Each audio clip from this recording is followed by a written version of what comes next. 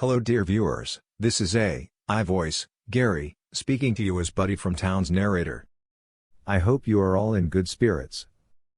So far, the Buddy from Town Space Exploration YouTube channel has covered some of the key stages, but not all stages, of the Big Bang, for the very early universe. This included the Big Bang quantum singularity, the Planck epoch, grand unification epoch, electroweak epoch, symmetry breaking, and inflationary epoch, and the rapid expansion of space. We then continued into the next video discussing the key Big Bang stages, not all of the stages that included thermalization epoch, the quark epoch, baryogenesis, and hadron epoch. We then continued with the next video about neutrino decoupling and cosmic neutrino background and possible formation of primordial black holes. In this third Big Bang in its stages video, Buddy from Town will be working his way through a Lepton Epoch summary, Photon Epoch, nucleosynthesis of light elements, and matter domination. First, a brief look at the Lepton Epoch. The Lepton Epoch was the period in the evolution of the early universe in which the leptons dominated the mass of the universe. It started about 1 second after the Big Bang. The majority of hadrons and antihadrons had annihilated each other at the end of the hadron epoch, leaving leptons, such as the electron, muons, and certain neutrinos, as well as antileptons, dominating the mass of the universe. At this stage, the temperature of the universe was still high enough to create neutrino and electron-positron pairs. The Lepton epoch follows a similar path to the earlier hadron epoch. Initially, leptons and antileptons are produced in pairs. About 10 seconds after the Big Bang, the temperature of the universe falls to the point at which new lepton-antilepton pairs are no longer created, and most remaining leptons and antileptons quickly annihilated each other, giving rise to pairs of high-energy photons, and a small residue of electrons, needed to charge neutralize the universe, remained along with free-streaming neutrinos. An important aspect of this epoch is the neutrino decoupling. The next Big Bang stage is the Photon Epoch. The Photon Epoch was the period in the evolution of the early universe in which photons dominated the energy of the universe. This epoch started after most leptons and antileptons were annihilated at the end of the Lepton epoch, which took place between 10 seconds and 370,000 years after the Big Bang. After most leptons and antileptons are annihilated at the end of the Lepton epoch, most of the mass energy in the universe is left in the form of photons. Much of the rest of its mass energy is in the form of neutrinos and other relativistic particles. Therefore, the energy of the universe, and its overall behavior, is dominated by its photons. For the remainder of the Photon Epoch, the universe contained a hot dense plasma of nuclei, electrons, and photons. These photons continue to interact frequently with charged particles, like electrons, protons, and eventually, nuclei. They continue to do so for about the next 370,000 years. 370,000 years after the Big Bang, the temperature of the universe fell to the point where nuclei could combine with electrons to create neutral atoms. As a result, photons no longer interacted frequently with matter, the universe became transparent and the cosmic microwave background radiation was created, and then structure formation took place. Over time, photons and matter became less densely packed as the universe expanded. Most of the energy density of the universe was in the form of photons. As the universe expanded, the density of photons and matter reduced. The stretching of space in the expansion increases the wavelength of the photons, reducing their energy. This does not happen to particles of matter. So, while both matter and photons were becoming less densely packed, the photons were also losing energy. The energy density of the universe was becoming biased towards the matter content rather than the photon content. The next stage of the Big Bang is nucleosynthesis of light elements, or Big Bang nucleosynthesis, which took place between 2 minutes and 20 minutes after the Big Bang. Atomic nuclei were created in the process of nucleosynthesis, which occurred during the first few minutes of the Photon Epoch. Note: Nucleosynthesis is the process that creates new atomic nuclei from pre-existing nucleons and nuclei. According to current theories, the first nuclei were formed a few minutes after the Big Bang, through nuclear reactions in the process, Big Bang nucleosynthesis. The primordial yields of light elements are determined by the competition between the expansion rate of the universe, the Hubble parameter h, and the rates of the weak and nuclear reactions. It is the weak interaction, interconverting neutrons and protons, that largely determines the amount of helium-4 which may be synthesized, while detailed nuclear reaction rates regulate the production, and destruction, of the other light elements. Between about 2 and 20 minutes after the Big Bang, the temperature and pressure of the universe allowed nuclear fusion to occur, giving rise to nuclei of a few light elements beyond hydrogen. About 25% of the protons, and all the neutrons, fuse to form deuterium, a hydrogen isotope, and most of the deuterium quickly fuses to form helium-4. Atomic nuclei will easily unbind, or break apart, above a certain temperature, related to their binding energy. From about 2 minutes, the falling temperature means that deuterium no longer unbinds, and is stable, and starting from about 3 minutes, helium and other elements formed by the fusion of deuterium, also no longer unbind and are stable.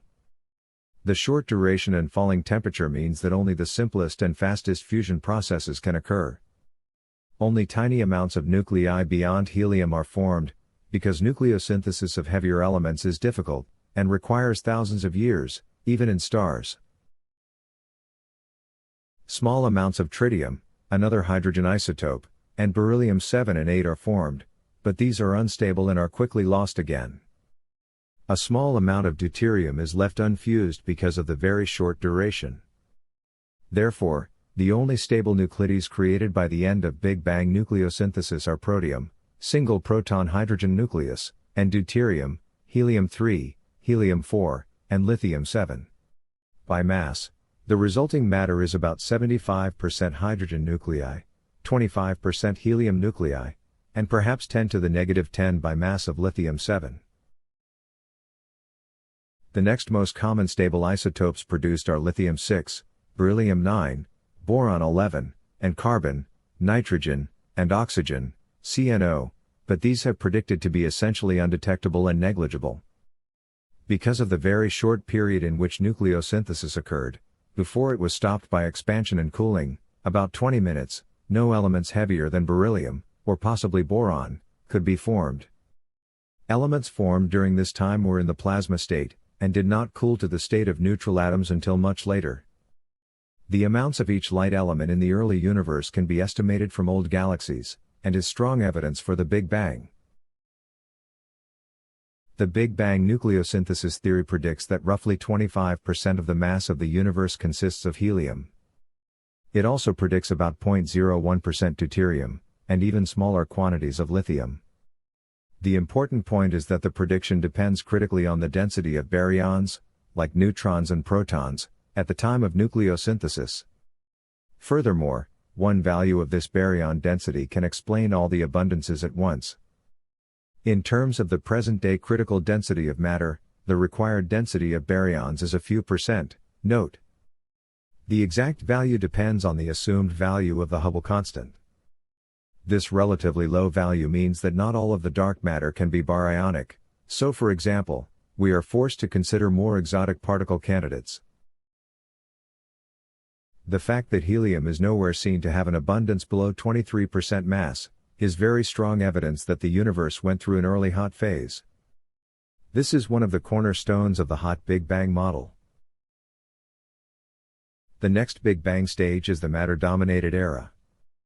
This era was the epoch in the evolution of the universe which took place 47,000 years after the Big Bang. The matter-dominated era epoch began after the radiation-dominated era ended, when the universe was about 380,000 years old. Although it is often said that we still live in the matter-dominated era, it is more correct to say that when the universe was about 5 billion years old, this era ended, and was replaced by the dark energy-dominated era. This change of the perspective occurred when the cosmological constant, or dark energy, was first observed in the late 1990s. In the matter-dominated era, The energy density of matter exceeds the energy density of radiation in the universe, and it should exceed the vacuum energy density, like dark energy, also. Until now, the universe's large-scale dynamics and behavior have been determined mainly by radiation, meaning, those constituents move relativistically, at or near the speed of light, such as photons and neutrinos. As the universe cools, from around 47,000 years, the universe's large-scale behavior becomes dominated by matter instead. Around, or shortly after 47,000 years, the densities of non-relativistic matter, atomic nuclei, and relativistic radiation, photons, become equal, known as the Jeans length, which determines the smallest structures that can form, due to competition between gravitational attraction and pressure effects, begins to fall, and perturbations, instead of being wiped out by free-streaming radiation, can begin to grow in amplitude. According to the lambda CDM model, by this stage, the matter in the universe is around 84.5% cold dark matter, and 15.5% ordinary matter. There is overwhelming evidence that dark matter exists and dominates our universe, but since the exact nature of dark matter is still not understood, the Big Bang theory does not presently cover any stages in its formation. From this point on, and for several billion years to come, the presence of dark matter accelerates the formation of structure in our universe. In the early universe, dark matter gradually gathers in huge filaments under the effects of gravity, collapsing faster than ordinary, baryonic matter because its collapse is not slowed by radiation pressure. This amplifies the tiny inhomogeneities, or irregularities, in the density of the universe which was left by cosmic inflation. Over time, slightly denser regions become more dense, and slightly rarefied, emptier, regions become more rarefied. Ordinary matter eventually gathers together faster than it would otherwise do, because of the presence of these concentrations of dark matter. The properties of dark matter that allow it to collapse quickly without radiation pressure, also mean that it cannot lose energy by radiation either.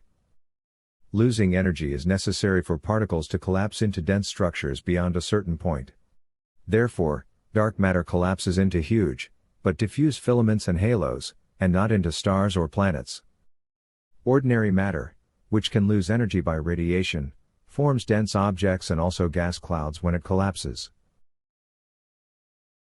The matter era began right after the radiation era. There is a transition to the matter era since there is a presence, and predominance, of matter in the universe. The matter era consists of three major epochs: atomic, galactic, and stellar, which span for billions of years, including present day. This concludes Buddy's video on the stages of the Big Bang, the Photon Epoch, nucleosynthesis of light elements, and matter domination. If you would like to follow along to see Buddy from Town become Buddy of Singularity, please click subscribe, and a like would be appreciated. Until next time, dear viewers, keep looking up and looking back, way back.